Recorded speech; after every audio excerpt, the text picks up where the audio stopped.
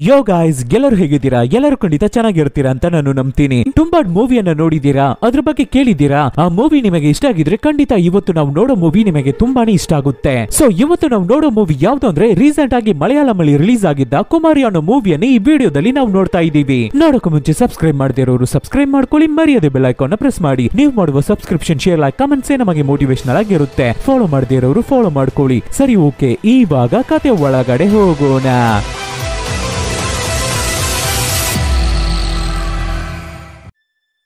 Opening scene ಅಲ್ಲಿ ಒಬ್ಬರು ಅಜ್ಜಿ ಅವರ ಮೊಮ್ಮಗನಿಗೆ ಒಂದು ಕಥೆಯನ್ನ ಹೇಳ್ತಾ ಇದ್ದಾರೆ. ತುಂಬಾ ವರ್ಷಗಳ ಹಿಂದೆ ಆಕಾಶವನ್ನ ದಾಟಿ ಒಂದು ದೇವಲೋಕ ತುಂಬಾ ದೂರದಲ್ಲಿ ಇತ್ತು. ಆ ದೇವಲೋಕದಲ್ಲಿ ತುಂಬಾ ಸುಂದರವಾಗಿರುವ ಒಬ್ಬರು ದೇವಿ ಇದ್ರು. ಅಲ್ಲಿಂದ ದಿನ ನಮ್ಮ ಭೂಮಿಯನ್ನ ನೋಡಿ ಅದನ್ನ ರಚನೆ ಮಾಡೋದೇ ಅವರಿಗೆ ಕೆಲಸ.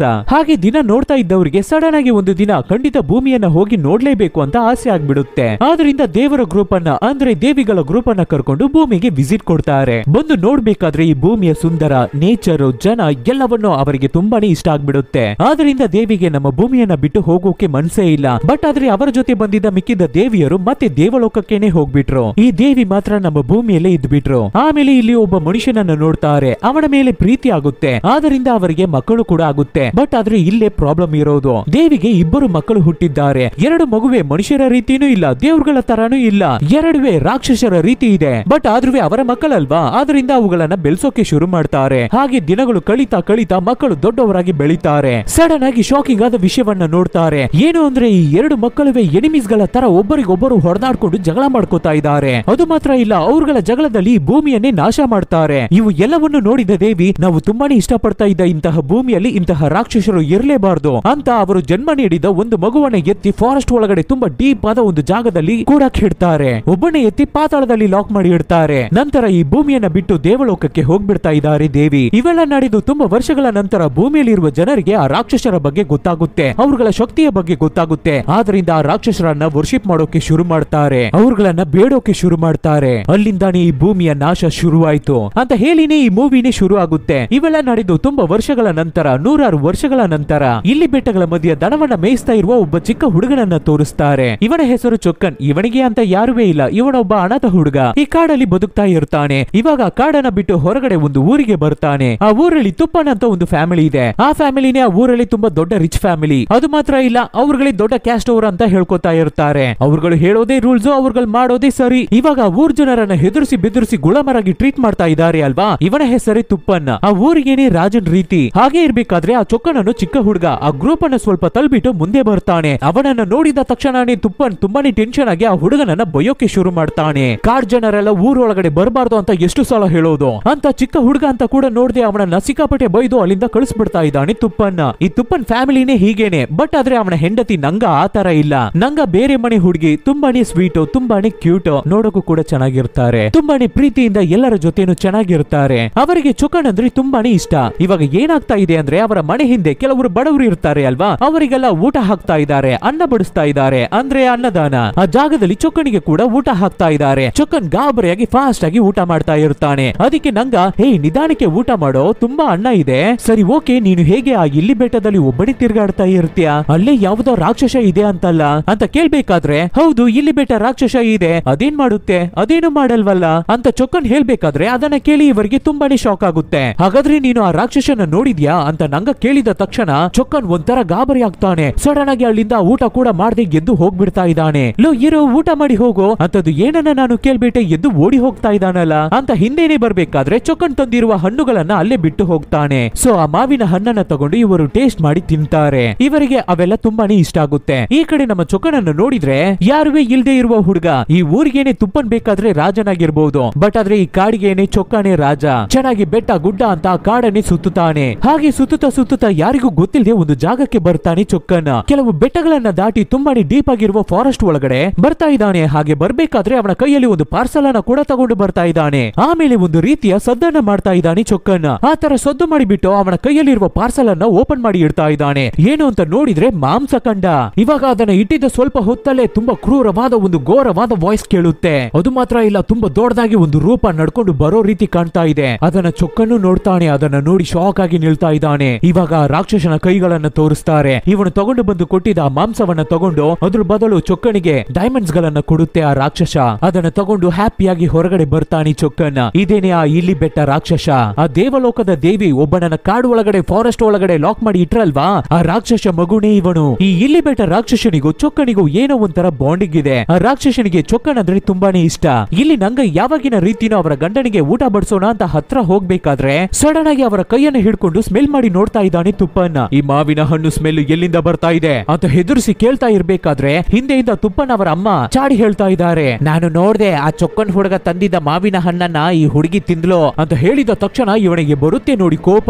ಆ ಕಾಡ್ ಜನರು ಊರ್ ಒಳಗಡೆನೆ ಬರೋ ರೀತಿ ಇಲ್ಲ, ಅವ್ರಗಳನ್ನ ಮುಟ್ಟೋದು ಕೂಡ ತಪ್ಪು ಅಂತ ನಾನು ಇರ್ತಾ ಇದ್ದೀನಿ, ಆ ರೀತಿ ಬದುಕ್ತಾ ಇದ್ದೀನಿ. ಬಟ್ ಆದ್ರೆ ಅವನು ತಂದ ವಿಷಯವನ್ನೇ ನೀನು ತಿಂದ್ಬಿಟ್ಟು ನನ್ನ ಹತ್ರನೇ ಬರ್ತಾ ಇದೀಯಾ ಅಂತ ಏನನ್ನು ಮುಟ್ಟಬಾರ್ದನ್ನ ಮುಟ್ಟಿದ ಹಾಗೆ ಅವನ ಹೆಂಡತಿಯನ್ನ ಚೆನ್ನಾಗಿ ಬೈದ್ಬಿಟ್ಟು ನಾನು ಹೋಗಿ ಸ್ನಾನ ಮಾಡಿ ಬರ್ತೀನಿ ಅಂತ ಬೇಗ ಬೇಗ ಮನೆಯಿಂದ ಹೊರಗಡೆ ಬರ್ತಾನೆ. ಅವರ ಮನೆ ಹೊರಗಡೆನೆ ಈ ರೀತಿ ಪೂಜೆ ಮಾಡೋಕು ಮುಂಚೆ ಸ್ನಾನ ಮಾಡ್ಬೇಕು ಅಂತಾನೆ ಒಂದು ಕುಳಾನೆ ಇರುತ್ತೆ. ಇವ್ರಗಳಿಗೆ ಅಂತ ಸೆಪರೇಟ್ ಆಗಿದೆ. ಸರಿ, ಅಲ್ಲಿ ಸ್ನಾನ ಮಾಡಿ ಬರೋಣ ಅಂತ ಬರ್ಬೇಕಾದ್ರೆ ಅಲ್ಲಿ ಚಿಕ್ಕ ಹುಡುಗ ಚೊಕ್ಕನ್ ಸ್ನಾನ ಮಾಡ್ತಾ ಇದ್ದಾನೆ. ಪಾಪ ಚಿಕ್ಕ ಹುಡುಗ ಯಾರು ಇಲ್ದೇ ಇರ್ಬೇಕಾದ್ರೆ ಇಲ್ಲಿಗೆ ಬಂದು ಸ್ನಾನ ಮಾಡಿ ಹೋಗ್ತಾ ಇರ್ತಾನೆ ಅನ್ಸುತ್ತೆ. ಆ ಚಿಕ್ಕ ಹುಡುಗ ಮುಟ್ಟಿದ ಮಾವಿನ ಹಣ್ಣನ್ನು ಕೂಡ ಅವನ ಫ್ಯಾಮಿಲಿಯಲ್ಲಿ ಯಾರುವೆ ಮುಟ್ಟಬಾರ್ದು ಅಂತ ಅನ್ಕೊಳ್ಳೋ ತುಪ್ಪನ್ನ ಇವಾಗ ಅವರ ಕುಳದಲ್ಲೇ ಆ ಚಿಕ್ಕ ಹುಡುಗನನ್ನ ನೋಡಿದ ತಕ್ಷಣ ಅವನಿಗೆ ಸಿಕ್ಕಾಪಟ್ಟೆ ಕೋಪ ಬರ್ತಾ ಇದೆ. ಒಂದು ಚಿಕ್ಕ ಹುಡುಗ ಅಂತ ಕೂಡ ನೋಡ್ದೆ ಅವನನ್ನ ಆ ನೀರಿಂದ ಹೊರಗಡೆ ತೆಗೆದು ಅವನನ್ನು ಹೊಡೆದೆ ಕೊಂದು ಬಿಡ್ತಾ ಇದ್ದಾನೆ. ಅಷ್ಟೇ, ಈ ಘಟನೆಯಿಂದಾನೇ ಒಂದು ಶಾಪಕ್ಕೆ ಒಳಗಾಗ್ತಾ ಇದೆ ಅವರ ಫ್ಯಾಮಿಲಿ, ಆ ತುಪ್ಪನ್ ಫ್ಯಾಮಿಲಿ. ಆ ಇಲ್ಲಿ ಬೆಟ್ಟದ ರಾಕ್ಷಸನ ಶಾಪ.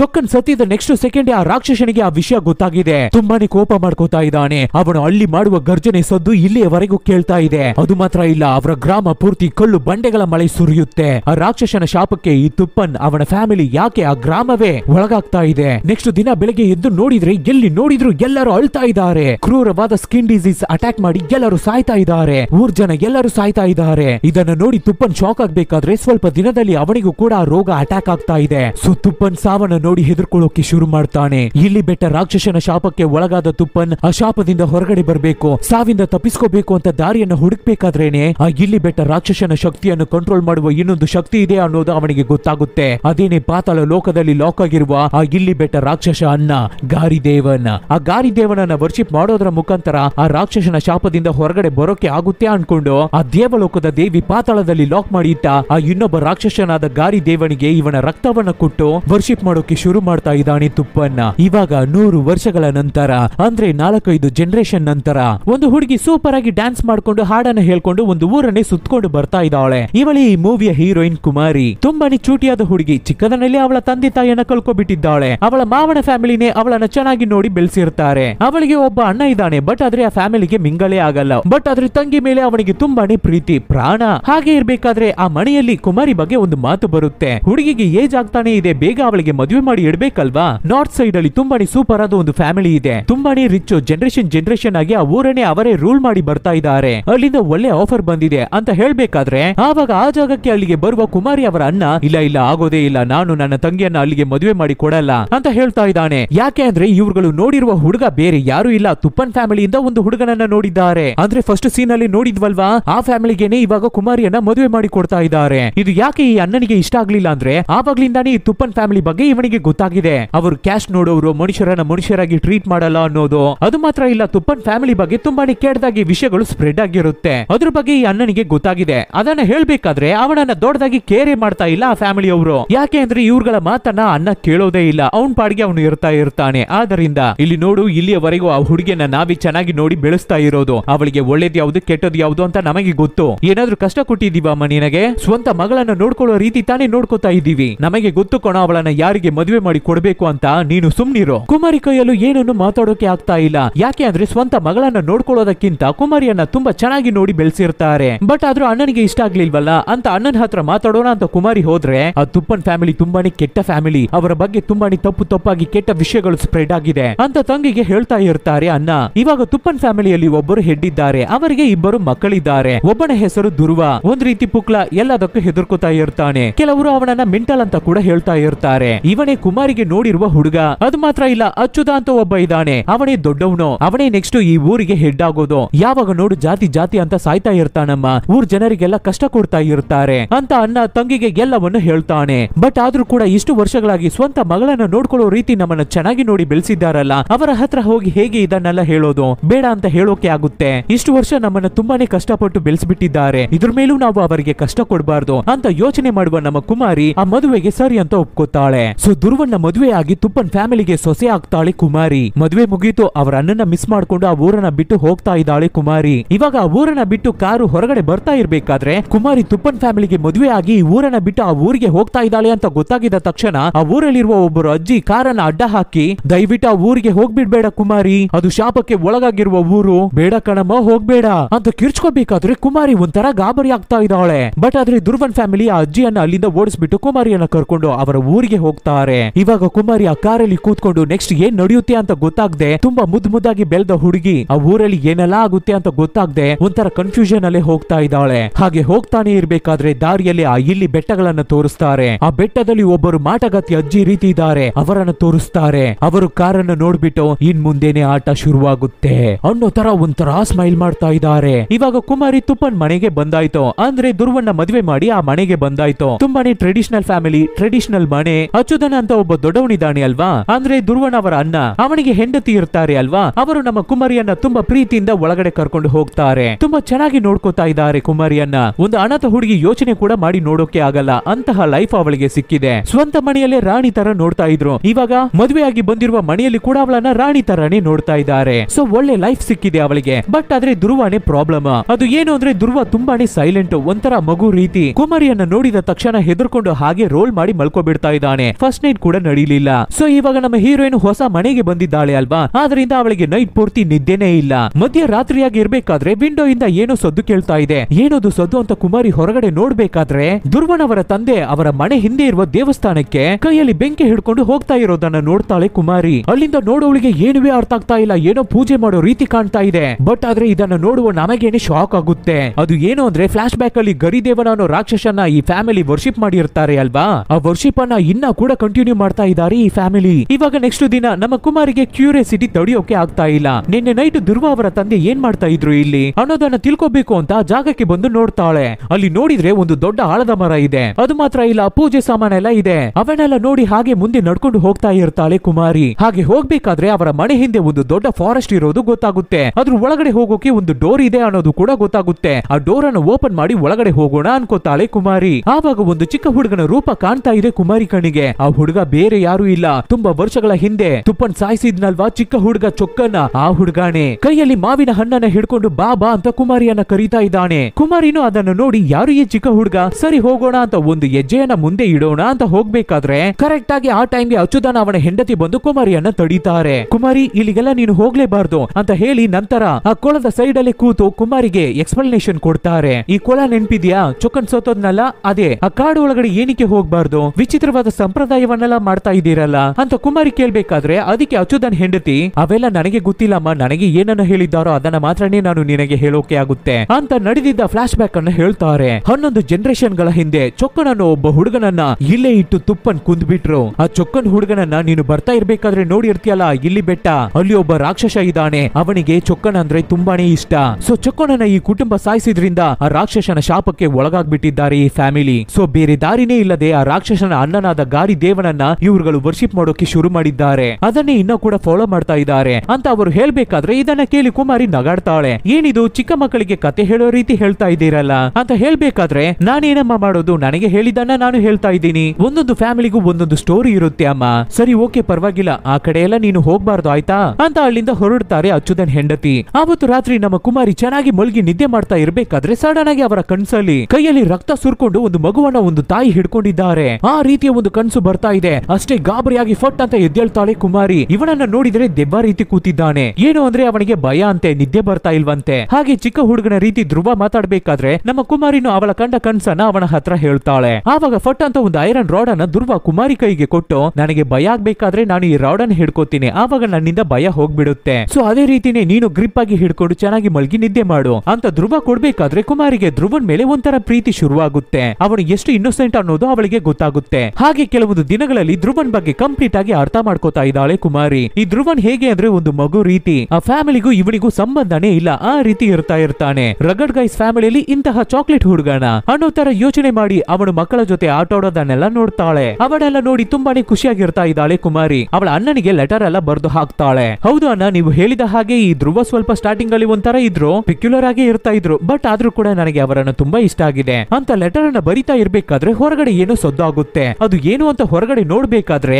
ಯಾವಾಗಲೂ ಆ ಗ್ರಾಮದಲ್ಲಿ ಇರೋ ಜನರೆಲ್ಲರೂ ಇವ್ರುಗಳಿಗೆ ಗುಲಾಮರ ರೀತಿನೇ, ಅವ್ರುಗಳು ಬೆಳೆಸುವ ಎಲ್ಲವನ್ನು ತಂದು ಇವ್ರುಗಳ ಹತ್ರನೇ ಮಾರ್ಬೇಕು. ಸೊ ಆ ರೀತಿ ಇವ್ರುಗಳು ತಗೋತಾ ಇರ್ಬೇಕಾದ್ರೆ ಆ ಗ್ರೂಪ್ ಅಲ್ಲಿ ಇರುವ ಒಬ್ಬ ತುಪ್ಪನ್ ಫ್ಯಾಮಿಲಿಗೆ ಆಪೋಸಿಟ್ ಆಗಿ ಮಾತಾಡ್ತಾನೆ. ಇನ್ ಮುಂದೇನು ಇಷ್ಟು ಚೀಪ್ ಆದ ರೇಟಿಗೆ ನಾವು ಕೊಡೋಕೆ ಆಗಲ್ಲ ಗುರುವೆ, ನಾವು ಹೇಳುವ ರೇಟಿಗೆ ನೀವು ತಗೊಳ್ಳೋದಾಗಿದ್ರೆ ತಗೊಳ್ಳಿ, ಇಲ್ಲಾಂದ್ರೆ ಬೇಡ ಬಿಡಿ ಅನ್ನೋ ತರ ಹೇಳಿದ ತಕ್ಷಣ ಆ ಫ್ಯಾಮಿಲಿಯ ಹೆಡ್ಗೆ ಸಿಕ್ಕಾಪಟ್ಟೆ ಕೋಪ ಬರುತ್ತೆ. ಅವರ ಕೋಪವನ್ನ ನೋಡಿದ ತಕ್ಷಣ ಈ ಅಚ್ಚುದನ್ ಇದ್ದಾನೆ ಅಲ್ವಾ, ಅವನು ಸಿಕ್ಕಾಪಟ್ಟೆ ಟೆನ್ಷನ್ ಆಗಿ ಜಗಳ ಮಾಡೋಕೆ ಶುರು ಮಾಡ್ತಾನೆ. ಇವಾಗ ಗುಂಪು ಅಲ್ಲಿಂದ ಹಾಗೆ ವೆಕೆಟ್ ಮಾಡಿ ಹೋಗ್ಬೇಕಾದ್ರೆ ಎಲ್ಲರೂ ಹೋದ್ಮೇಲೆ ಈ ಧ್ರುವ ಎದ್ದು ನಿಂತು ಸದ್ದು ಮಾಡೋಕೆ ಶುರು ಮಾಡ್ತಾನೆ. ಅಷ್ಟೇ, ತಂದೆ ಟೆನ್ಷನ್ ಆಗಿ ಎತ್ತಿ ಒಂದು ಒದೆ ಬಿಡ್ತಾರೆ. ಇರ್ಬೇಕಾದ್ರೆ ಬಿಟ್ಬಿಟ್ಟು ಅವ್ರುಗಳು ಹೋದ ಮೇಲೆ ಸದ್ದು ಮಾಡ್ತಾ ಇದೆಯಾ ಅಂತ ಎಲ್ಲರ ಮುಂದೆನೂ ಒಂದ್ ರೀತಿ ಅವನನ್ನು ತುಂಬಾನೇ ಅವಮಾನ ಮಾಡ್ತಾ ಇದ್ದಾರೆ ತಂದೆ. ಯಾಕೆಂದ್ರೆ ನಮ್ಮ ಧ್ರುವ ಒಂದು ಮಗು ರೀತಿ ತಾನೆ. ಸೊ ಇದರಲ್ಲಿ ಬೇಜಾರಾದ ನಮ್ಮ ಧ್ರುವ ಬೆಡ್ರೂಮ್ ಅಲ್ಲಿ ಕೂತು ಬೆಡ್ ಮೇಲೆ ಕೂತು ತುಂಬಾನೇ ಅಳ್ತಾ ಇರ್ತಾನೆ. ಇದನ್ನ ನೋಡಿದ ಕುಮಾರಿಗೆ ತುಂಬಾನೇ ಬೇಜಾರಾಗಿ ಅವನ ಹತ್ರ ಹೋಗಿ ಮಾತಾಡ್ತಾಳೆ. ಆವಾಗ ಧ್ರುವ ಅವನ ಮನಸ್ಸಲ್ಲಿರೋದು, ಅವನ ಕಷ್ಟ ನೋವು ಎಲ್ಲವನ್ನು ಕುಮಾರಿ ಹತ್ರ ಶೇರ್ ಮಾಡ್ಕೋತಾನೆ. ಯಾಕೆ ಅಂದ್ರೆ ಧ್ರುವ ಹುಡ್ದಾಗ್ಲಿಂದಾನೇ ತುಂಬಾನೇ ಸಾಫ್ಟ್ ಆಗಿರ್ತಾ ಇರ್ತಾನೆ. ಅದು ಮಾತ್ರ ಇಲ್ಲ,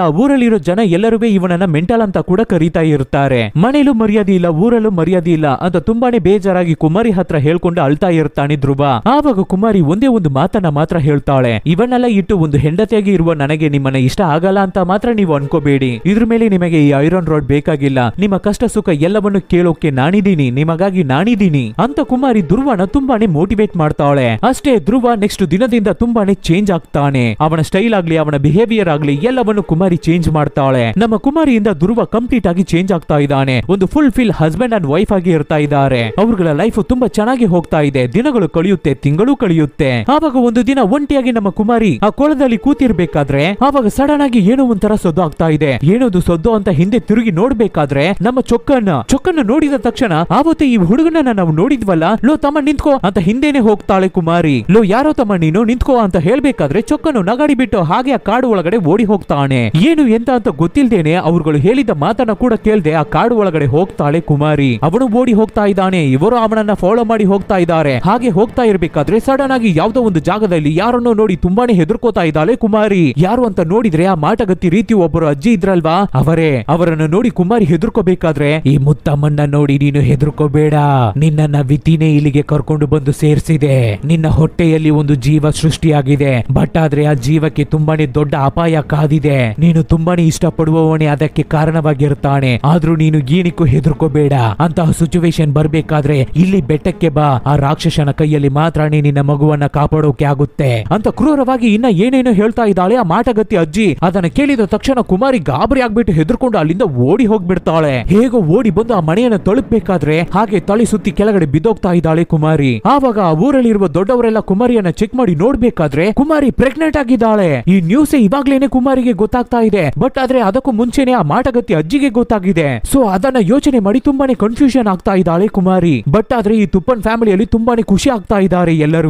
ಸೊ ಆ ಮನೆಯ ಹೆಡ್ ತಂದೆ ಧ್ರುವನ್ ಹತ್ರ ಡೈರೆಕ್ಟ್ ಆಗಿ ಹೋಗಿ, ಇಷ್ಟು ದಿನ ಅವನನ್ನ ಚೀಪ್ ಆಗಿ ನೋಡ್ತಾ ಇದ್ದ ತಂದೆ ಇವಾಗ ಅವನನ್ನ ಒಂದು ಗೌರವದಿಂದ ಮರ್ಯಾದೆಯಿಂದ ನೋಡ್ತಾ ಇದ್ದಾರೆ. ಧ್ರುವನಿಗೆ ಅದು ತುಂಬಾನೇ ಖುಷಿಯನ್ನ ಕೊಡ್ತಾ ಇದೆ. ಯಾಕೆ ಅಂದ್ರೆ ಇದಕ್ಕೂ ಮುಂಚೆ ಧ್ರುವನ್ ಅವರ ಅಣ್ಣ ಇದ್ದಾನೆ ಅಲ್ವಾ ಅಚ್ಚುದನ್, ಅವನಿಗೆ ಮಗುನೇ ಇದ್ದಿರಲ್ಲ, ಮಕ್ಕಳೇ ಆಗಿರಲ್ಲ. ಇವಾಗ ಧ್ರುವನಿಗೆ ಮಗು ಆಗ್ತಾ ಇದೆ ಅಂತ ಗೊತ್ತಾಗಿದ್ದ ತಕ್ಷಣ ಅವನಿಗೆ ತುಂಬಾನೇ ಗೌರವ ಕೊಡ್ತಾ ಇದ್ದಾರೆ, ಮರ್ಯಾದೆ ಕೊಡ್ತಾ ಇದ್ದಾರೆ. ಆ ಫ್ಯಾಮಿಲಿನೇ ತುಂಬಾ ಖುಷಿ ಆಗ್ತಾ ಇದ್ದಾರೆ, ಎಲ್ಲರೂ ಹ್ಯಾಪಿ ಆಗಿದ್ದಾರೆ. ಬಟ್ ಆದ್ರೆ ಒಬ್ಬರು ಮಾತ್ರ ಫೀಲ್ ಮಾಡ್ತಾ ಇದ್ದಾರೆ, ಅದು ಬೇರೆ ಯಾರು ಇಲ್ಲ, ಧ್ರುವನ ಅತ್ತಿಗೆ. ಅವರಿಗೆ ಮಕ್ಕಳಿಲ್ಲ ಅಲ್ವಾ, ಆದ್ರಿಂದ ಸಪ್ಪಿಗೆ ಇರ್ತಾ ಇದ್ದಾರೆ. ಇವಾಗ ಧ್ರುವನ ನೋಡಿದ್ರೆ ಫುಲ್ ಟೋಟಲ್ ಆಗಿ ಚೇಂಜ್ ಆಗ್ತಾ ಇದ್ದಾನೆ. ಅವನ ಹೆಂಡತಿ ಪಕ್ಕದಲ್ಲಿ ಕೂತು ನನ್ನ ತಂದೆ ಎಷ್ಟು ಮರ್ಯಾದೆ ಕೊಡ್ತಾ ಇದ್ದಾರೆ ನೋಡ್ದ, ನನಗೆ ಇಲ್ಲಿಯವರೆಗೂ ನನಗೆ ಈ ಮರ್ಯಾದೆಯನ್ನ ಕೊಟ್ಟೇ ಇರ್ಲಿಲ್ಲ, ಎಲ್ಲದಕ್ಕೂ ನೀನೇ ಕಾರಣ ಅನ್ನೋ ತರ ಕುಮಾರಿಗೆ ಹೇಳಿ ಒಂಥರ ಗತ್ತಾಗಿ ಫೀಲ್ ಮಾಡ್ತಾ ಇದ್ದಾನೆ ಧ್ರುವ.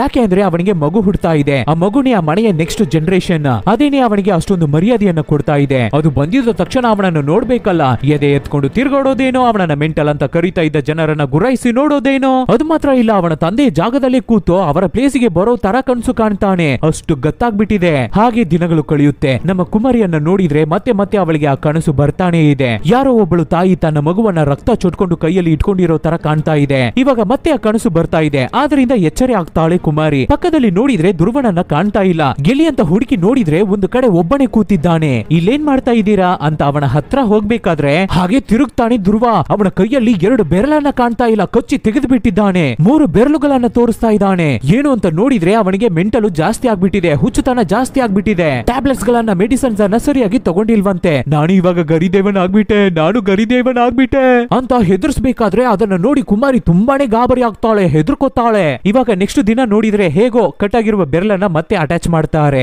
ಆವಾಗ ಅಣ್ಣ ಅಚ್ಚುದನ್ ಇದ್ದಾನೆ ಅಲ್ವಾ, ತಮ್ಮನ್ನ ತುಂಬಾನೇ ಚೀಪ್ ಆಗಿ ಮಾತಾಡ್ತಾ ಇದ್ದಾನೆ, ಕೆಟ್ಟದಾಗಿ ಮಾತಾಡ್ತಾ ಇದ್ದಾನೆ. ಲೂಸು ಮೆಂಟಲು, ಇವನಿಗೆ ಕರೆಕ್ಟ್ ಆದ ಟೈಮ್ಗೆ ಮೆಡಿಸಿನ್ಸ್ ಅನ್ನ ಕೊಡೋದು ತಾನೆ, ನೋಡಿ ಏನ್ ಮಾಡಿಟ್ಟಿದ್ದಾನೆ ಅಂತ ಒಂದ್ ರೀತಿ ಬಸ್ಟ್ ಆಗಿ ಡಾಮಿನೇಟ್ ಮಾಡಿ ಮಾತಾಡ್ತಾ ಇದ್ದಾನೆ. ಇದನ್ನ ನೋಡುವ ಕುಮಾರಿಗೆ ಒಂದು ಚೂರು ಇಷ್ಟನೇ ಆಗ್ತಾ ಇಲ್ಲ. ಏನಿದು ಇವರು ಈ ತರ ಮಾತಾಡ್ತಾ ಇದಾರಲ್ಲ ಅಂತ ನೋಡ್ತಾನೆ ಇರ್ಬೇಕಾದ್ರೆ ಈ ಕಡೆ ಅಚ್ಚುದ, ಲೋ ನೀನು ಇವನ್ನೆಲ್ಲ ಮಾಡಿಬಿಟ್ರೆ ತಂದೆಯ ಜಾಗಕ್ಕೆ ನೀನು ಬಂದ್ಬಿಡ್ತೀಯ ಅನ್ಕೊಂಡ, ಹೆಡ್ ಆಗ್ಬಿಡ್ತೀಯ ಅನ್ಕೊಂಡ, ಆ ಜಾಗ ನನಗೆ ಕಣೋ ಅಂತ ಒಂದ್ ರೀತಿ ಹಾರ್ಶ್ ಆಗಿ ಮಾತಾಡಿಬಿಟ್ಟು ಅವನನ್ನ ಹೊಡೆಯೋಕೆ ಹೋಗ್ತಾನೆ ಅಚ್ಚುದ. ಆವಾಗ ಫಟ್ ಅಂತ ಎದ್ದು ಅವನ ಕೈಯನ್ನ ಲಾಕ್ ಮಾಡಿ ಹಿಡಿತಾ ಇದ್ದಾನೆ ಧ್ರುವ. ಅವನಿಗೆ ಎಲ್ಲಿಂದ ಇಷ್ಟು ಪವರ್ ಬಂತು, ಎಲ್ಲಿಂದ ಇವನಿಗೆ ಈ ಟೆಕ್ನಿಕ್ ಬಂತು ಅಂತ ಗೊತ್ತಾಗ್ತಾ ಇಲ್ಲ. ಅಷ್ಟು ಧೈರ್ಯವಾಗಿ ಸ್ಟ್ರಾಂಗ್ ಆಗಿ ನಿಲ್ತಾ ಇದ್ದಾನೆ ಧ್ರುವ. ಇವು ಎಲ್ಲವನ್ನು ತಂದೆ ನೋಡ್ತಾ ಇದ್ದಾರೆ. ನೋಡಿ ಅಪ್ಪ ನನ್ನನ್ನೇ ಹೇಗೆ ಮಾಡ್ತಾ ಇದ್ದಾನೆ ಅಂತ ಅಚ್ಚುದ ಹೇಳ್ಬೇಕಾದ್ರೆ ಅವನು ಏನ್ ಮಾಡ್ದ, ಕರೆಕ್ಟ್ ಆಗಿ ಎಲ್ಲವನ್ನು ಮಾಡ್ತಾ ಇದ್ದಾನೆ. ಈ ಕುಟುಂಬಕ್ಕೆ ಒಂದು ನೆಕ್ಸ್ಟ್ ಜನರೇಷನ್ ಅನ್ನೇ ಕೊಟ್ಟಿದ್ದಾನೆ. ಅವನು ಗಂಡ್ಸು, ನಾನಾದ ಮೇಲೆ ನನ್ನ ಜಾಗಕ್ಕೆ ಅವನೇ ಬರೋದು ಅನ್ನೋ ತರ ತಂದೆ ಹೇಳಿದ ತಕ್ಷಣ ಅಣ್ಣ ಅವನ ಗತ್ತು ಎಲ್ಲವೇ ಹಾಳೋಯ್ತು, ಕೆಟ್ಟೋಯ್ತು. ಹಾಗೆ ಅವನ ಹೆಂಡತಿಯನ್ನ ನೋಡಿ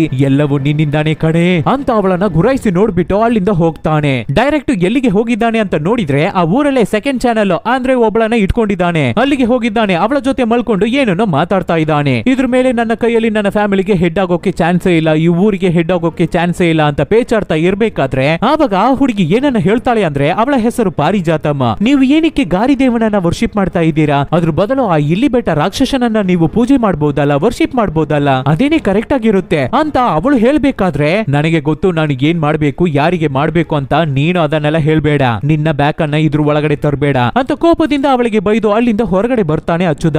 ಆವತ್ತು ರಾತ್ರಿ ನಮ್ಮ ಕುಮಾರಿ ಒಂದು ಜಾಗದಲ್ಲಿ ಕೂತು ತುಂಬಾನೇ ಯೋಚನೆ ಮಾಡ್ತಾ ಇದ್ದಾಳೆ. ಇಲ್ಲಿವರೆಗೂ ತುಂಬಾನೇ ಹ್ಯಾಪಿ ಆಗಿರ್ತಾ ಇದ್ಲು ನಮ್ಮ ಕುಮಾರಿ, ಹೊಸ ಲೈಫ್, ಒಳ್ಳೆ ಹಸ್ಬೆಂಡ್ ಅಂತ ಚೆನ್ನಾಗಿರ್ತಾ ಇದ್ಲು. ಬಟ್ ಆದ್ರೆ ಯಾವಾಗ ಅವಳು ಕನ್ಸೀವ್ ಅಂತ ಅವಳಿಗೆ ಗೊತ್ತಾಯ್ತೋ, ಬಟ್ ಆದ್ರೆ ಅವಳಿಗೆ ಆ ಖುಷಿಯಾದ ವಿಷಯವನ್ನ ಹ್ಯಾಪಿಯಾಗಿ ಎಂಜಾಯ್ ಮಾಡೋಕೆ ಆಗ್ತಾ ಇಲ್ಲ. ಏನೋ ಒಂದು ವಿಷಯ ಅವಳನ್ನ ತಡೀತಾ ಇದೆ, ಏನೋ ತಪ್ಪು ನಡೆಯಲಿದೆ ಅನ್ನೋ ತರ ಅವಳ ಒಳಗಡೆ ಫೀಲ್ ಆಗ್ತಾ ಇದೆ. ಇವಾಗ ಧ್ರುವ ಅವನ ಅತ್ತಿಗೆ ಹತ್ರ ಹೋಗಿ ಏನಕ್ಕೆ ನಿಮಗೆ ಮಗುನೇ ಆಗಿಲ್ಲ, ಮತ್ತೆ ಏನಕ್ಕೆ ನಿಮ್ಮ ಹಸ್ಬೆಂಡ್ ಎಲ್ಲರ ಮುಂದೇನು ಎಲ್ಲದಕ್ಕೂ ನೀನೇ ಕಾರಣ ಅಂತ ಹೇಳಿ ಹೋದ್ರು ಅಂತ ಕುಮಾರಿ ಕೇಳ್ಬೇಕಾದ್ರೆ ತನಗೆ ಮಗುನೇ ಆಗ್ಬಾರ್ದು ಅನ್ನೋದಕ್ಕಾಗಿ ಅವಳ ಹಸ್ಬೆಂಡ್ ಅನ್ನ ಅವಳು ಯಾವತ್ತ ಹತ್ರನೇ ಬಿಟ್ಟಿಲ್ವಂತೆ. ಅದನ್ನ ಹೇಳ್ಬೇಕಾದ್ರೆ ಇದನ್ನ ಕೇಳಿ ಕುಮಾರಿ ಒಂಥರ ಗಾಬರಿ ಆಗ್ತಾಳೆ, ಶಾಕ್ ಆಗ್ತಾಳೆ. ಯಾಕೆ ಅಂತ ಕೇಳ್ಬೇಕಾದ್ರೆ ಇವಾಗ ಒಂದು ಟ್ವಿಸ್ಟ್ ಅನ್ನ ರಿವೀಲ್ ಮಾಡ್ತಾರೆ ಅತ್ಗೆ. ಇವಾಗ ಮೂವಿಯಲ್ಲಿ ಸ್ಟಾರ್ಟಿಂಗ್ ಅಲ್ಲಿ ನಾವು ನೋಡಿದ ಫ್ಲಾಶ್ ಬ್ಯಾಕ್ ಅನ್ನ ಇವಾಗ ಇವರು ಕಂಟಿನ್ಯೂ ಮಾಡ್ತಾರೆ. ಆ ಇಲ್ಲಿ ಬೆಟ್ಟ ರಾಕ್ಷಸನ ಶಾಪದಿಂದ ಹೊರಗಡೆ ಬರಬೇಕು ಅಂದ್ರೆ ಖಂಡಿತ ಆ ಗಾರಿ ದೇವನನ್ನ ವರ್ಷಿಪ್ ಮಾಡ್ಲೇಬೇಕು. ಬಟ್ ಆದ್ರೆ ಅವನನ್ನ ವರ್ಷಿಪ್ ಮಾಡೋಕೆ, ಆ ಶಾಪದಿಂದ ಹೊರಗಡೆ ಬರೋಕೆ ಗಾರಿ ದೇವನಿಗೆ ಕಾಣಿಕೆಯನ್ನು ಕೊಡಲೇಬೇಕು. ಈ ಕುಟುಂಬ ಒಂದು ದೊಡ್ಡ ಕಾಣಿಕೆಯನ್ನು ಕೊಡಲೇಬೇಕು. ಅದು ಏನು ಅಂದ್ರೆ ಈ ಪರಂಪರೆಯಲ್ಲಿ ಹುಟ್ಟುವ ಫಸ್ಟ್ ಮಗು,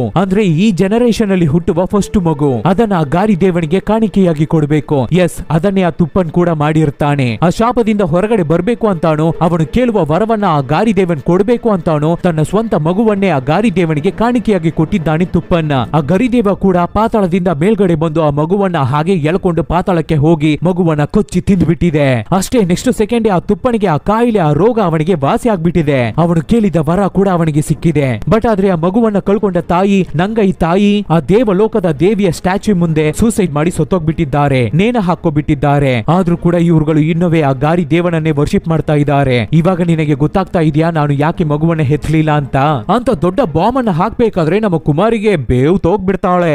ಏನು, ಈ ಜನರೇಷನ್ ಅಲ್ಲಿ ಹುಟ್ಟುವ ಫಸ್ಟ್ ಮಗುವನ್ನ ಹೌದು ಆ ಗಾರಿ ದೇವನಿಗೆ ಬಲಿ ಕೊಡ್ತಾರೆ ಅಂತ ಹೇಳಿದ ತಕ್ಷಣ ನಮ್ಮ ಕುಮಾರಿಗೆ ಇದನ್ನ ಕೇಳಿ ನಂಬೋಕೆ ಆಗ್ತಾ ಇಲ್ಲ, ನಮ್ದೇ ಇರೋಕೂ ಆಗ್ತಾ ಇಲ್ಲ, ತುಂಬಾ ಕನ್ಫ್ಯೂಷನ್ ಆಗ್ತಾ ಇದ್ದಾಳೆ. ಇದ್ರ ಮೇಲೂ ನಿನಗೆ ನಂಬಿಕೆ ಬರ್ಲಿಲ್ಲ ಅಂದ್ರೆ ನನ್ನ ಜೊತೆ ಬಾ ಅಂತ ಅತಿಗೆ ಕುಮಾರಿಯನ್ನ ಆ ಮನೆಯಲ್ಲೇ ಇರುವ ಒಂದು ಸೀಕ್ರೆಟ್ ಏರಿಯಾಗೆ ಕರ್ಕೊಂಡು ಹೋಗ್ತಾರೆ. ಆ ರೂಮ್ ಅಲ್ಲಿ ಇರುವ ಒಂದು ವಿಷಯವನ್ನ ನೋಡಿದ ತಕ್ಷಣ ನಮ್ಮ ಕುಮಾರಿ ಕಣ್ಣಲ್ಲಿ ಅದನ್ನ ನಂಬೋಕೆ ಆಗ್ತಾ ಇಲ್ಲ.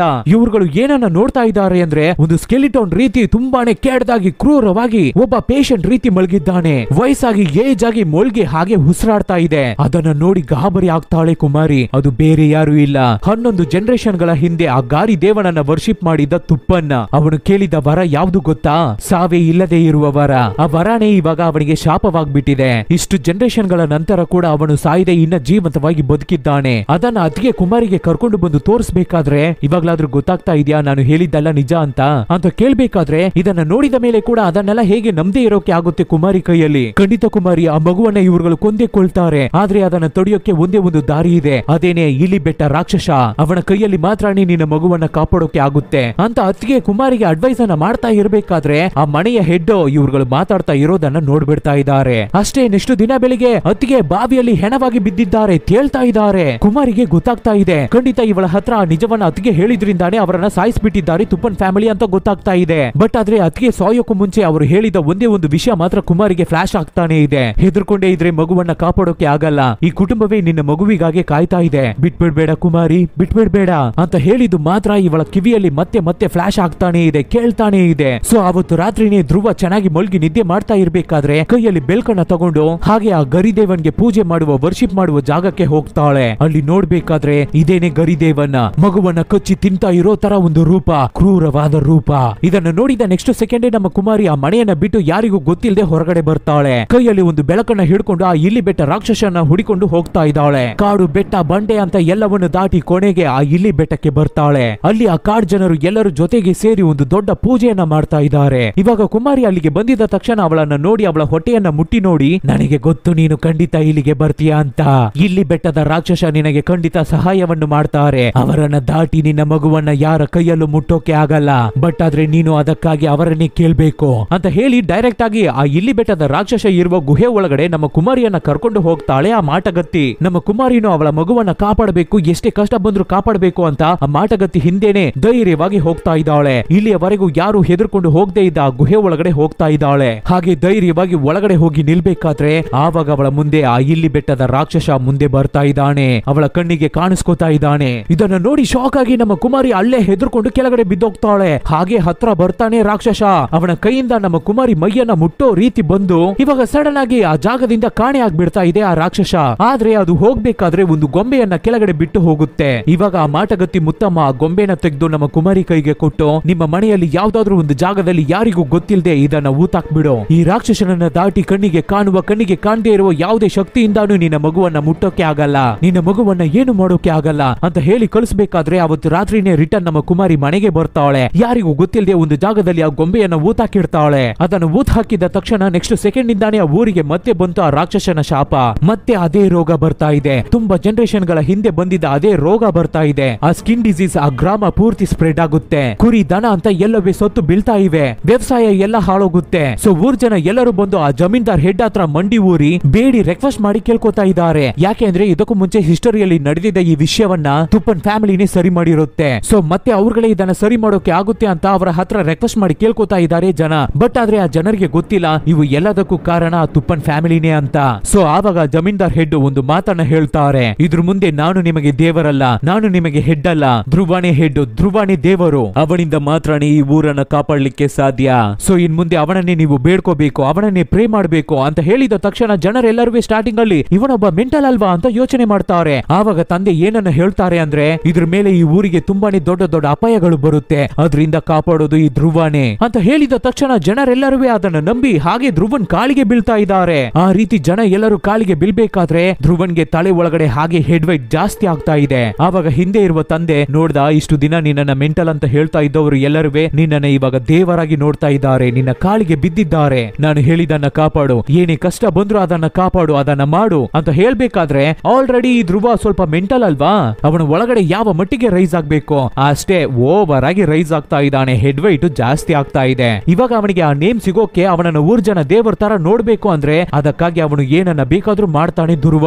ಆದ್ರೆ ಇಲ್ಲಿ ಅಣ್ಣ ತುಂಬಾನೇ ಟೆನ್ಷನ್ ಆಗಿ ಕೂತಿದ್ದಾನೆ. ಅದಕ್ಕೆ ತಕ್ಕಿದ ಹಾಗೆ ಆ ಪಾರಿಜಾತ ಹುಡುಗಿ ಕೂಡ ಅವನಿಗೆ ಜಾಕೆ ಹತ್ತಿಸ್ತಾ ಇದ್ದಾಳೆ. ಏನುವೇ ಇಲ್ದೇ ಇದ್ದ ನಿನ್ನ ತಮ್ಮನನ್ನು ನೋಡು, ನಿನ್ನ ಫ್ಯಾಮಿಲಿಗೇನೆ ಹೆಡ್ ಆಗ್ತಾ ಇದ್ದಾನೆ, ಈ ಊರಿಗೇನೆ ಹೆಡ್ ಆಗ್ತಾ ಇದ್ದಾನೆ, ಅಷ್ಟೇ ನಿನ್ನ ಕತೆ ಮುಗಿತಾ ಇದೆ. ಇವಾಗ್ಲಾದ್ರೂ ನಾನು ಹೇಳೋದನ್ನ ಕೇಳು, ಆ ಇಲ್ಲಿ ಬೆಟ್ಟ ರಾಕ್ಷಸನನ್ನ ಪ್ರೇ ಮಾಡು, ಅವನಿಗೆ ವರ್ಷಿಪ್ ಮಾಡು, ಖಂಡಿತ ಅವರು ನಿನಗಾಗಿ ಏನನ್ನಾದ್ರೂ ಮಾಡ್ತಾರೆ ಅಂತ ಹೇಳ್ಬೇಕಾದ್ರೆ ಈ ಕಡೆ ತುಪ್ಪನ್ ಮನೆಯಲ್ಲಿ ಆ ಮನೆಯಲ್ಲಿ ಗಂಡಸರು ಮಾತ್ರನೇ ಬೊಸ್ಟಾಗಿರ್ತಾ ಇದ್ದಾರೆ. ಬಟ್ ಆದ್ರೆ ಹೆಂಗಸರು ಎಲ್ಲರೂ ಒಳ್ಳೆಯವರಾಗೆ ಇರ್ತಾ ಇದ್ದಾರೆ. ಇವಾಗ ಧ್ರುವನ್ ಅವರ ತಾಯಿ ಏನನ್ನ ಹೇಳ್ತಾ ಇದ್ದಾರೆ ಅಂದ್ರೆ, ನಮ್ಮ ಕುಮಾರಿಗೆ ನೀನು ಬಂದ ಮೇಲೇನೇಮ್ಮ ಧ್ರುವ ಚೆನ್ನಾಗಿದ್ದಾನೆ, ಸ್ವಲ್ಪ ಸ್ವಲ್ಪ ಚೇಂಜ್ ಆಗಿ ಎಲ್ಲರ ತರಾನು ಇರೋಕೆ ಶುರು ಮಾಡಿದ್ದಾನೆ, ಆದ್ರೆ ಇವಾಗ ನೋಡಿದ್ರೆ ಅವನನ್ನೇ ನೆಕ್ಸ್ಟ್ ಮಾಂತ್ರಿಕನಾಗಿ ಚೇಂಜ್ ಮಾಡ್ತಾ ಇದ್ದಾರೆ ಈ ಫ್ಯಾಮಿಲಿ, ಇಷ್ಟು ದಿನಗಳಾಗಿ ಬಿಟ್ಟಿದ್ದು ಎಲ್ಲವನ್ನು ಶುರು ಮಾಡ್ತಾ ಇದ್ದಾರೆ ಇವ್ರುಗಳು, ನನಗೆ ತುಂಬಾನೇ ಭಯ ಆಗ್ತಾ ಇದೆ ಅಮ್ಮ ಅಂತ ತಾಯಿ ಒಂದು ಕಡೆ ಹೆದರ್ಕೋತಾ ಇರ್ಬೇಕಾದ್ರೆ ಈ ಕಡೆ ಮಗುವನ್ನ ಹೊಟ್ಟೆಯಲ್ಲಿ ಇಟ್ಕೊಂಡು ನಮ್ಮ ಕುಮಾರಿ ಕೂಡ ಭಯ ಪಡ್ತಾ ಇದ್ದಾಳೆ. ಬಟ್ ಆದ್ರೆ ನಮ್ಮ ಕುಮಾರಿ ಆ ಇಲ್ಲಿ ಬೆಟ್ಟ ರಾಕ್ಷಸನ ಮೇಲೆ ಇಟ್ಟಿರುವ ನಂಬಿಕೆ ಮಾತ್ರ ಜಾಸ್ತಿ ಇದೆ. ಸೊ ಅದೇ ರೀತಿನೇ ಆ ನಂಬಿಕೆ ಕೂಡ ಕೆಲಸ ಮಾಡೋಕೆ ಶುರು ಆಗುತ್ತೆ. ಅದು ಏನು ಅಂತ ನೋಡಿದ್ರೆ ಅವತ್ತು ರಾತ್ರಿನೇ ಧ್ರುವನಿಗೆ ಎಲ್ಲಾ ತರದ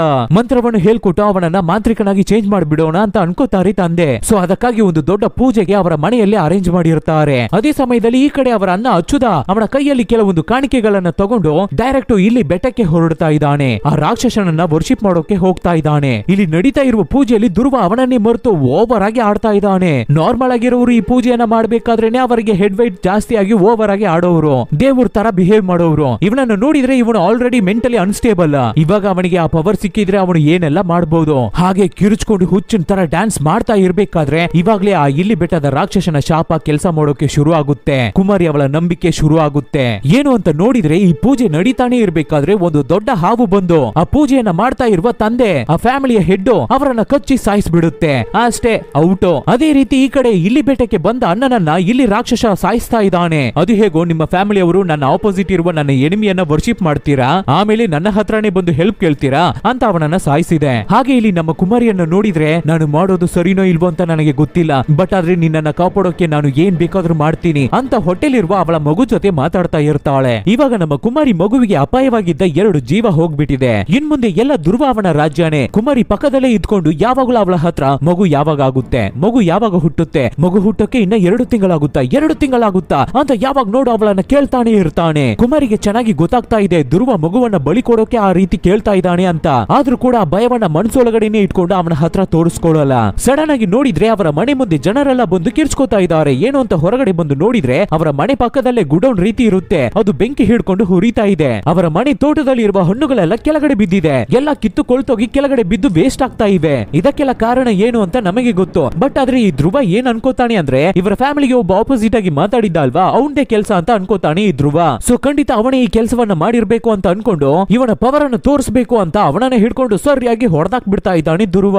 ಇವು ಎಲ್ಲವನ್ನು ನೀವೇ ಕಂಡ್ರು ಮಾಡ್ತಾ ಇರೋದು ಅಂತ ಮಾತಾಡ್ತಾನೆ ಇರ್ಬೇಕಾದ್ರೆ, ಟಾರ್ಚರ್ ಮಾಡ್ತಾನೆ ಇರ್ಬೇಕಾದ್ರೆ ಆವಾಗ ಹೊಡೆಸ್ಕೊಂಡವನು ಯಾಕೋ ನಮ್ಮ ಹತ್ರ ಬಂದು ನಿನ್ನ ಶಕ್ತಿಯನ್ನ ತೋರಿಸ್ತಾ ಇದ್ಯಾ, ನಿನ್ನ ಕೈಯಲ್ಲಿ ಆದ್ರೆ ಆ ಇಲ್ಲಿ ಬೆಟ್ಟ ರಾಕ್ಷಸನ ಹತ್ರ ತೋರ್ಸೋ ನೋಡೋಣ ಅನ್ನೋ ತರ ಹೇಳ್ಬೇಕಾದ್ರೆ ಅಷ್ಟೇ ಇವನಿಗೆ ಸುರ್ ಅಂತ ಹತ್ಕೊಬಿಡುತ್ತೆ ತಲೆಗೆ. ಬೇರೆಯವರಾಗಿದ್ರೆ ಆ ಕಡೆ ಹೋಗೋದಕ್ಕೆ ಕೂಡ ಯೋಚನೆ ಮಾಡ್ತಾರೆ, ಬಟ್ ಆದ್ರೆ ಧ್ರುವ ಮೆಂಟಲಿ ಅನ್ಸ್ಟೇಬಲ್ ಅಲ್ವಾ. ಇವಾಗ ಡೈರೆಕ್ಟ್ ಆಗಿ ಏನ್ ಮಾಡ್ತಾನೆ ಅಂದ್ರೆ ಅದೇ ಬೇಸ್ಮೆಂಟ್ ಅಲ್ಲಿ ತುಪ್ಪನ್ ಇರ್ತಾನೆ ಅಲ್ಲ ಓಲ್ಡ್ ಬಾಡಿ, ಅವನ ಹತ್ರ ಹೋಗಿ ನಾನು ಡೈರೆಕ್ಟ್ ಆಗಿ ಆ ಇಲ್ಲಿ ಬೆಟ್ಟ ರಾಕ್ಷಸನನ್ನ ಅಟ್ಯಾಕ್ ಮಾಡೋಕೆ ಹೋಗ್ತೀನಿ ಅಂತ ಹೇಳ್ಬೇಕಾದ್ರೆ ಅದಕ್ಕೆ ತುಪ್ಪನ್ ದಯವಿಟ್ಟು ಅದನ್ನ ಮಾತ್ರ ಮಾಡ್ಬಿಡ್ಬೇಡ, ನೀನು ಅನ್ಕೊಳ್ಳೋ ರೀತಿ ಅದಿಲ್ಲ, ಆ ಕಡೆ ನೀನು ಹೋಗ್ಲೇಬಾರ್ದು ಅಂತ ಹೇಳ್ತಾನೆ ಇರ್ಬೇಕಾದ್ರೆ ಇದ್ರ ಮೇಲೆ ನಾನು ನೋಡ್ಕೋತೀನಿ, ನೀನು ನಿನ್ನ ಬಾಯನ್ನ ಮುಚ್ಚು ಅಂತ ಹೇಳ್ಬಿಟ್ಟು ಧ್ರುವ ಅವನ ಜನರನ್ನೆಲ್ಲ ಕರ್ಕೊಂಡು ಆ ಕಾಡಿಗೆ ಹೋಗ್ತಾನೆ, ಇಲ್ಲಿ ಬೆಟ್ಟಕ್ಕೆ ಹೋಗ್ತಾನೆ. ಅಲ್ಲಿಗೆ ಹೋಗಿದ್ದ ತಕ್ಷಣ ಆ ರಾಕ್ಷಸನನ್ನ ಯಾರೆಲ್ಲ ಬೇಡ್ತಾ ಇದ್ದಾರೋ ಅವ್ರಗಳನ್ನ ಫಸ್ಟ್ ಅಟ್ಯಾಕ್ ಮಾಡ್ಬೇಕು ಅಂತ ಆ ಕಾಡ್ ಜನರು ಎಲ್ಲರನ್ನು ಹೊಡೆದು ನಾಶ ಮಾಡ್ತಾನೆ, ಆ ಜಾಗವನ್ನೇ ಚಿಂದಿ ಮಾಡ್ತಾನೆ. ನಾನೇ ಕಂಡ್ರೋ ಧ್ರುವ ಈ ಜಾಗಕ್ಕೆ ರಾಜ, ಆದ್ರೆ ನೀವು ಅವನನ್ನ ವರ್ಷಿಪ್ ಮಾಡ್ತಾ ಇದ್ದೀರಾ, ಇನ್ ಮುಂದೆ ನೀವು ನನ್ನನ್ನೇ ವರ್ಷಿಪ್ ಮಾಡ್ಬೇಕು, ನನ್ನನ್ನೇ ಬೇಡ್ಕೋಬೇಕು ಅಂತ ಓವರ್ ಆಗಿ ಎಲ್ಲರನ್ನು ಹೆದರ್ಸ್ತಾ ಇರ್ಬೇಕಾದ್ರೆ, ಡೈಲಾಗ್ಸ್ ಗಳನ್ನ ಹೇಳ್ತಾ ಇರ್ಬೇಕಾದ್ರೆ ಆವಾಗ ಮಾಟಗತಿ ಅಜ್ಜಿ ಇದ್ದಾಳಲ್ಲ ಮುತ್ತಮ್ಮ ಸಿಕ್ಕಾಪಟ್ಟೆ ಟೆನ್ಷನ್ ಆಗ್ಬಿಟ್ಟು, ಲೋ ನೀನು ನಿನ್ನ ಮಗುವನ್ನೇ ಸಾಯಿಸೋಕೆ ನೋಡ್ತಾ ಇರೋ ಕ್ರೂರ, ನಿನ್ನನ್ನೆಲ್ಲ ನಾವು ವರ್ಷಿಪ್ ಮಾಡೋಕೆ ಆಗಲ್ಲ, ನಿನ್ನ ಮಗುವನ್ನ ಯಾರ ಕೈಯಲ್ಲೂ ಏನು ಮಾಡೋಕೆ ಆಗಲ್ಲ, ಯಾಕೆ ಅಂದ್ರೆ ಅದು ಇಲ್ಲಿ ಬೆಟ್ಟ ರಾಕ್ಷಸ ಕುಮಾರಿಗೆ ಮಾಡಿ ಕೊಟ್ಟಿರುವ ಪ್ರಾಮಿಸ್ ಅಂತ ಆ ಟೆನ್ಷನ್ ಅಲ್ಲಿ ಆ ನಿಜವನ್ನ ಹೇಳ್ಬಿಡ್ತಾ ಇದ್ದಾಳೆ ಮುತ್ತಮ್ಮ. ಅಷ್ಟೇ ಧ್ರುವನಿಗೆ ಬರುತ್ತೆ ನೋಡಿ ಕೋಪ, ಅವಳು ಕತ್ತನ್ನ ಹಿಡ್ಕೊಂಡು ಅಲ್ಲಾಡಿಸ್ತಾನೆ. ಆವಾಗ ರಾಕ್ಷಸ ಬೇರೆ ಜೋರಾಗಿ ಕಿರ್ಚ್ಕೋತಾನೆ. ಧ್ರುವ ಜೊತೆ ಬಂದಿರೋ ಜನರೆಲ್ಲ ಬುದ್ಧಿ ಬನ್ನಿ ಬುದ್ಧಿ ಹೋಗ್ಬಿಡೋಣ, ಅದು ಬೇರೆ ಕೋಪದಲ್ಲಿ ಇದೆ ಅನ್ಸುತ್ತೆ ಬನ್ನಿ ಅಂತ ಎಲ್ಲರೂ ಅವನನ್ನ ಎಳೆದು ಹೋಗ್ಬೇಕಾದ್ರೆ ಒಂದು ಜಾಗದಲ್ಲಿ ನಿಂತು ಆ ರಾಕ್ಷಸನನ್ನ ಡೈರೆಕ್ಟ್ ಆಗಿ ನೋಡ್ತಾನೆ ಧ್ರುವ. ಬಟ್ ಆದ್ರೂ ಕೂಡ ಜನ ಅವನನ್ನ ಎಳ್ಕೊಂಡು ಹೋಗ್ಬಿಡ್ತಾರೆ. ಹೇಗೋ ಎಲ್ಲರೂ ಊರಿಗೆ ಬಂದಾಯ್ತು. ಮನೆಗೆ ಬಂದಿದ್ದ ತಕ್ಷಣ ಮನೆಯಲ್ಲಿರುವ ಎಲ್ಲಾ ಥಿಂಗ್ಸ್ ಗಳನ್ನು ಎತ್ತಿ ಬಿಸಾಕ್ತಾ ಇದ್ದಾನೆ ಧ್ರುವ. ಒಳ್ಳೆ ಮೆಂಟಲ್ ರೀತಿ ಆಡ್ತಾ ಇದ್ದಾನೆ. ಬಟ್ ಆದ್ರೆ ಒಂದು ಏಟು ಕೂಡ ಕುಮಾರಿ ಮೇಲೆ ಬೀಳ್ತಾ ಇಲ್ಲ. ಯಾಕೆ ಅಂದ್ರೆ ಅವನಿಗೆ ಬೇಕಾಗಿರೋದು ಅವಳ ಹೊಟ್ಟೆಯಲ್ಲಿ ಬೆಳೀತಾ ಇರುವ ಮಗು, ಆ ಮಗು ಮಾತ್ರ ಬರ್ಲಿ ಆಮೇಲೆ ನಿನಗಿದೆ ಅಂತ ಕೋಪದಿಂದ ಹೊರಗಡೆ ಹೋಗ್ತಾನೆ. ಇವಾಗ ನಮ್ಮ ಕುಮಾರಿಗೆ ಏನ್ ಮಾಡೋದು ಅಂತಾನೆ ಗೊತ್ತಾಗ್ತಾ ಇಲ್ಲ. ಎಲ್ಲ ನಿಜವೂ ಅವನಿಗೆ ಗೊತ್ತಾಗ್ಬಿಟ್ಟಿದೆ ಅಂತ ತುಂಬಾನೇ ಯೋಚನೆ ಮಾಡ್ತಾ ಇರ್ತಾಳೆ. ಹೇಗೆ ಇಲ್ಲಿಂದ ತಪ್ಪಿಸ್ಕೊಂಡು ಹೋಗೋದು ಅಂತ ಯೋಚನೆ ಮಾಡ್ತಾ ಇರ್ತಾಳೆ. ಅದೇ ಸಮಯದಲ್ಲಿ ಈ ಕಡೆ ಪಾರಿಜಾತಂ ಲೇಡಿ ನಮ್ಮ ಧ್ರುವನ್ನ ಕೂಡ ಅವಳ ಬಳೆಗೆ ಬಿಳಿಸ್ಕೊಬಿಟ್ಟಿದ್ದಾಳೆ. ಅವರ ಅಣ್ಣ ಅಚ್ಯುತಂನ ಹೇಗೆ ಇಲ್ಲಿ ಬೆಟ್ಟಕ್ಕೆ ಕಳಿಸಿದ್ಲು ಏಮರ್ಸಿ, ಅದೇ ತರ ಇವನನ್ನು ಕಳಿಸ್ಬೇಕು ಅಂತ ಪ್ಲಾನ್ ಮಾಡ್ತಾ ಇದ್ದಾಳೆ. ಹಾಗೆ ಅವನನ್ನ ಮಾತಾಡಿ ಮಾತಾಡಿ ಮ್ಯಾನಿಪುಲೇಟ್ ಮಾಡ್ತಾನೆ ಇರ್ಬೇಕಾದ್ರೆ ಇವಾಗ ಕೊಡ್ತಾನೆ ನೋಡಿ ಟ್ವಿಸ್ಟ್ ಧ್ರುವ, ನಾನು ಇಲ್ಲಿಗೆ ಬಂದಿದ್ದೆ ನಿನಗೆ ಥ್ಯಾಂಕ್ಸ್ ಅನ್ನ ಹೇಳಿ ಹೋಗೋಣ ಅಂತ, ಇನ್ನೊಂದು ಸಲ ನನ್ನ ಕಣ್ಣಿಗೆ ನೀನು ಬಿದ್ರೆ ಅಷ್ಟೇ ನಿನ್ನ ಕಥೆಯನ್ನ ಮುಗಿಸ್ಬಿಡ್ತೀನಿ ಅಂತ ಹೇಳಿ ಅಲ್ಲಿಂದ ಹೊರಡ್ತಾನೆ ಧ್ರುವ. ಆವಾಗ ಪಾರಿಜಾತಂ ಒಂಥರ ನಗಾಡ್ತಾ ಇದ್ದಾಳೆ, ನಿನ್ನ ಕೈಯಲ್ಲಿ ಅವೆಲ್ಲ ಆಗಲ್ಲ ಕಣೋ ಅಂತ ಹೇಳ್ತಾ ಇದ್ದಾಳೆ. ನೋಡು ನೋಡು ಎಲ್ಲರಿಗೂ ನಾನು ಯಾರು ಅಂತ ತೋರಿಸ್ತೀನಿ, ಆಮೇಲೆ ನಿನ್ನನ್ನ ಬಂದು ನಾನು ಮಡಿಕೋತೀನಿ ಅನ್ನೋ ತರ ಡೈಲಾಗ್ ಅನ್ನ ಹೊಡೆದು ಬಿಟ್ಟು ಅಲ್ಲಿಂದ ಹೊರಡ್ತಾನೆ ಧ್ರುವ. ತುಂಬಾ ದಿನ ಆಯ್ತು ತಂಗಿ ಹತ್ರ ಇಂದ ಲೆಟರ್ಸೇ ಬಂದಿಲ್ಲ, ಆದ್ರಿಂದ ತಂಗಿಯನ್ನ ನೋಡೋಣ ಅಂತ ಅಣ್ಣ ಅಲ್ಲಿಗೆ ಬರ್ತಾನೆ. ತುಪ್ಪನವರ ಮನೆಗೆ ಬರ್ತಾನೆ. ಆ ರೀತಿ ಬಂದ ಅಣ್ಣನ ಹತ್ರ ಎಲ್ಲ ಕಥೆಯನ್ನು ಹೇಳಿ ಅಳ್ತಾಳೆ ನಮ್ಮ ಕುಮಾರಿ. ಬರುತ್ತೆ ಸಿಕ್ಕಾಪಟ್ಟೆ ಕೋಪ ಬರುತ್ತೆ ಅಣ್ಣನ್ಗೆ. ಸೊ ಡೈರೆಕ್ಟ್ ಧ್ರುವನ್ ಹತ್ರ ಹೋಗಿ ಅವನನ್ನು ಹೊಡೆದು ಚಿಂದಿ ಮಾಡ್ತಾನೆ. ಅಣ್ಣ, ನನ್ನ ತಂಗಿ ಮೇಲೂ ಅವಳ ಹೊಟ್ಟೆಯಲ್ಲಿ ಬೆಳೀತಾ ಇರುವ ಮಗು ಮೇಲೆ ಏನಾದ್ರೂ ನಿನ್ನ ಕೈ ಟಚ್ ಆಯ್ತು ಅಂತ ನನಗೆ ಗೊತ್ತಾದ್ರೆ ನಿನ್ನ ಕೊಂದೇ ಬಿಡ್ತೀನಿ ಅಂತ ಹೆದರ್ಸ್ಬಿಟ್ಟು ಮುಂದೆ 2 ಹೆಜ್ಜೆ ಮಡಗಿರಲ್ಲ. ಅಷ್ಟೇ ಹಿಂದೆಯಿಂದ ಒಂದೇ ಏಟು ಕುಮಾರಿ ಅವರ ಅಣ್ಣನ ಕ್ರೂರವಾಗಿ ಕೊಂದು ಬಿಡ್ತಾ ಇದ್ದಾನೆ ಧ್ರುವ.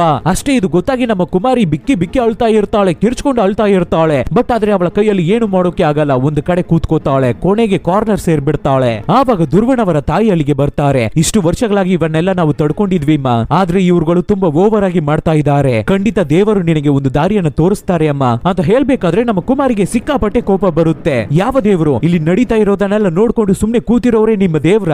ಅವರು ಬಂದೇ ಕಾಪಾಡ್ತಾರೆ ಅಂತ ನಾನು ಬೇಡ್ಕೊಂಡು ಸುಮ್ನೆ ಇರ್ಬೇಕು ಅಂತ ನೀವು ಹೇಳೋದಾಗಿದ್ರೆ ನನ್ನ ಹತ್ರನೇ ಬರಬೇಡಿ. ನನಗೆ ಗೊತ್ತು ನನ್ನ ಮಗುವನ್ನ ಹೇಗೆ ಕಾಪಾಡಬೇಕು ಅಂತ ಹೇಳಿ ನಿಧಾನಕ್ಕೆ ಮೇಲೆ ಎದ್ದೇಳ್ತಾಳೆ ನಮ್ಮ ಕುಮಾರಿ. ಡೈರೆಕ್ಟ್ ಎಲ್ಲಿಗೆ ಹೋಗ್ತಾಳೆ ಅಂದ್ರೆ ಇವು ಎಲ್ಲವನ್ನು ಸ್ಟಾರ್ಟ್ ಮಾಡಿ ಇಟ್ಟ ಆ ತುಪ್ಪನ್ನ ನೋಡೋಕೆ ಹೋಗ್ತಾಳೆ. ಫಸ್ಟ್ ಅವನನ್ನು ನೋಡಿ ತುಂಬಾನೇ ಹೆದರ್ಕೋತಾ ಇದ್ದಾಳೆ ಕುಮಾರಿ. ಬಟ್ ಆದ್ರೆ ಆ ತುಪ್ಪಾಣಿ ಏನ್ ಹೇಳ್ತಾನೆ ಅಂದ್ರೆ, ಹೆದರ್ಕೋಬೇಡಮ್ಮ, ಬಾ ನನ್ನ ಹತ್ರ ಬಾ. ಇವು ಎಲ್ಲವೇ ನಾನು ಸ್ಟಾರ್ಟ್ ಮಾಡಿ ಇಟ್ಟ ಪಾಪ, ಆದ್ರಿಂದಾನೇ ಇವಾಗ ನಾನು ಈ ತರ ಮುಳುಗಿದ್ದೀನಿ, ಬಿದ್ದಿದ್ದೀನಿ ಅಂತ ತುಂಬಾನೇ ಫೀಲ್ ಮಾಡಿ ಮಾತಾಡ್ತಾ ಇದ್ದಾನೆ ತುಪ್ಪನ್ನ. ಬರೋ ಚಂದ್ರ ಗ್ರಹಣದಲ್ಲಿ ಖಂಡಿತ ಅವನು ಬಳಿಯನ್ನ ಕೊಟ್ಬಿಡ್ತಾನೆ. ಈ ಜಾಗವೇ ಪಾಪಕ್ಕೆ ಒಳಗಾಗಿರುವ ಜಾಗ. ಇಲ್ಲಿರುವ ಎಲ್ಲ ಆತ್ಮವು ಪಾಪ ಮಾಡಿರುವ ಆತ್ಮ. ಬಟ್ ಆದ್ರೂ ಕೂಡ ಈ ಜಾಗದಲ್ಲೇ ಒಳ್ಳೆ ಆತ್ಮ ಇದೆ. ಅದ್ರ ಕೈಯಿಂದ ಮಾತ್ರನೇ ನಿನಗೆ ಸಹಾಯವನ್ನು ಮಾಡೋಕೆ ಆಗುತ್ತೆ, ನಿನ್ನನ್ನ ಕಾಪಾಡೋಕೆ ಆಗುತ್ತೆ ಅಂತ ಹೇಳಿದ ತಕ್ಷಣ ಹಾಗೆ BGM ರೈಸ್ ಆಗುತ್ತೆ. ಮ್ಯೂಸಿಕ್ ಚೆನ್ನಾಗಿರುತ್ತೆ. ಅದು ಯಾರು ಅಂತ ನೋಡಿದ್ರೆ ನಂಗೈ ಕುಟ್ಟಿ. ಅದು ಯಾರು ಅಂತ ಗೊತ್ತಾಗ್ತಾ ಇದೆಯಾ? ಈ ತುಪ್ಪನವರ ಹೆಂಡತಿ. ಆ ಚೊಕ್ಕನ್ ಹುಡುಗನನ್ನ ತುಂಬಾ ಪ್ರೀತಿಯಿಂದ ನೋಡ್ತಾ ಇದ್ರಲ್ವಾ, ಅವರೇ. ಅವರ ಮಗುವನ್ನ ಕಳ್ಕೊಂಡವ್ರು. ಅವರ ಆತ್ಮ ಇನ್ನ ಇಲ್ಲೇ ಇದೆ. ಆ ನಂಗಯ್ಯ ನಿನ್ನನ್ನ ಚೊಕ್ಕನನ್ನ ನೋಡ್ಸಿದ್ದು.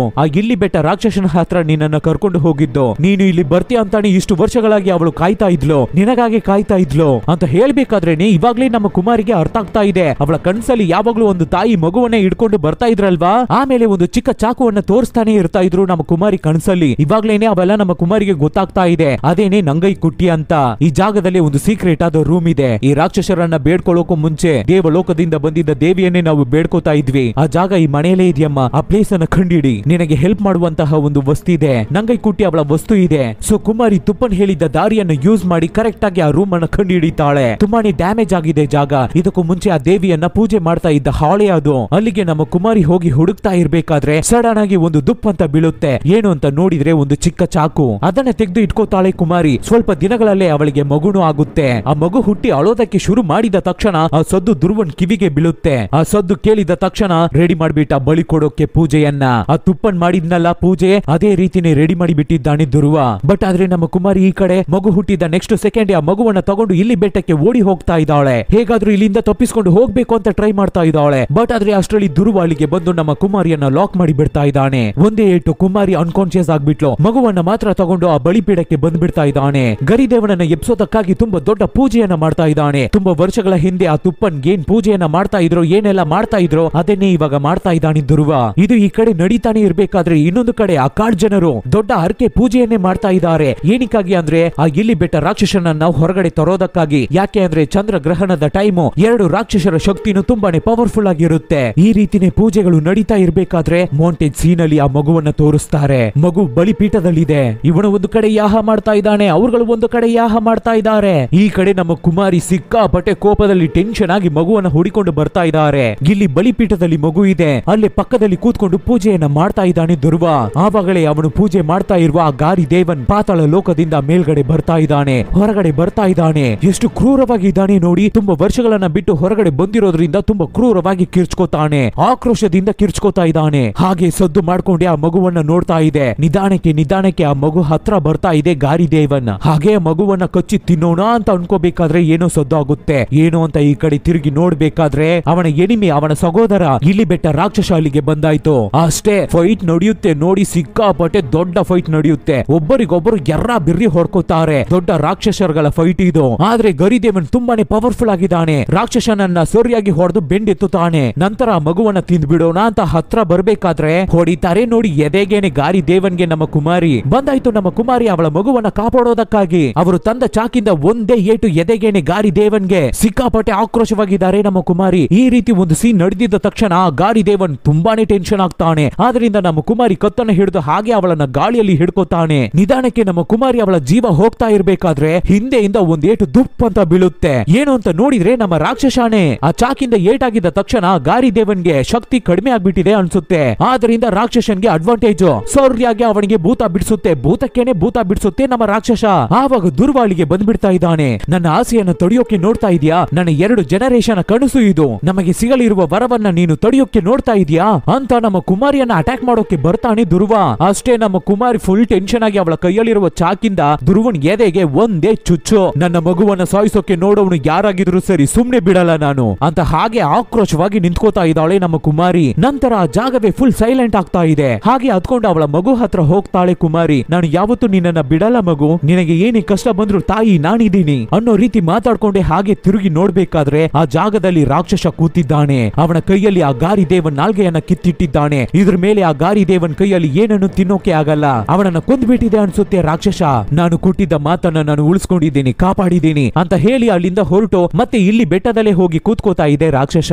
ಇವಾಗ ತುಂಬಾ ದಿನಗಳ ನಂತರ ಇವಾಗ ಈ ಲ್ಯಾಂಡ್ ಗೆ ರಾಣಿಯಾಗಿರೋದು ನಮ್ಮ ಕುಮಾರಿನೇ. ಇದಕ್ಕೂ ಮುಂಚೆ ಇಲ್ಲಿದ್ದ ತುಪ್ಪನ್ ಫ್ಯಾಮಿಲಿ ಆ ಗಾರಿ ದೇವನನ್ನ ವರ್ಷಿಪ್ ಮಾಡಿರ್ತಾರೆ. ಆ ಜಾಗವನ್ನೇ ಅವ್ರಗಳ ಕಂಟ್ರೋಲ್ ಅಲ್ಲಿ ಮಡಗಿರ್ತಾ ಇದ್ರು. ಬಟ್ ಆದ್ರೆ ನಮ್ಮ ಕುಮಾರಿ ಇವಾಗ ದೇವಿಯನ್ನ ವರ್ಷಿಪ್ ಮಾಡ್ತಾ ಇದ್ದಾರೆ. ಆ ಊರಿನ ಜನರನ್ನ ತುಂಬಾ ಚೆನ್ನಾಗಿ ನೋಡ್ಕೋತಾ ಇದ್ದಾರೆ. ಆ ಊರಿನ ಜನ ಎಲ್ಲರೂ ತುಂಬಾನೇ ಹ್ಯಾಪಿಯಾಗಿ ಇರ್ತಾ ಇದ್ದಾರೆ. ಒಂದು ರಾಣಿ ತರ ಬಾಹುಬಲಿ ಶಿವಗಾಮಿ ದೇವಿ ತರ ಮಗುವನ್ನ ಕೈಯಲ್ಲಿ ಹಿಡ್ಕೊಂಡು ಕೂತಿದ್ದಾರೆ ನಮ್ಮ ಕುಮಾರಿ. ಹಾಗೆ ಇರ್ಬೇಕಾದ್ರೆ ಆ ಮಗುವನ್ನ ನಮಗೆ ತೋರಿಸ್ತಾರೆ. ಮಗು ಆಟ ಆಡ್ಕೊಂಡೆ ಎಲ್ಲಿಗೆ ಹೋಗ್ತಾ ಇದ್ದಾನೆ ಅಂತ ನೋಡಿದ್ರೆ ಫಸ್ಟ್ ಕುಮಾರಿ ಮನೆಗೆ ಬಂದಾಗ ಎಲ್ಲಿಗೆ ಹೋದ್ರೋ ಆ ಜಾಗಕ್ಕೆ ಮಗು ಬರ್ತಾ ಇದೆ. ಅಲ್ಲಿಗೆ ಹೋಗಿ ನೋಡ್ಬೇಕಾದ್ರೆ ಚೊಕ್ಕಣ್ಣ ಅವನ ಕೈಯಲ್ಲಿ ಮಾವಿನ ಹಣ್ಣುವನ್ನ ಹಿಡ್ಕೊಂಡು ಬಾ ಬಾ ಅಂತ ಮಗುವನ್ನ ಕರೀತಾ ಇದ್ದಾನೆ.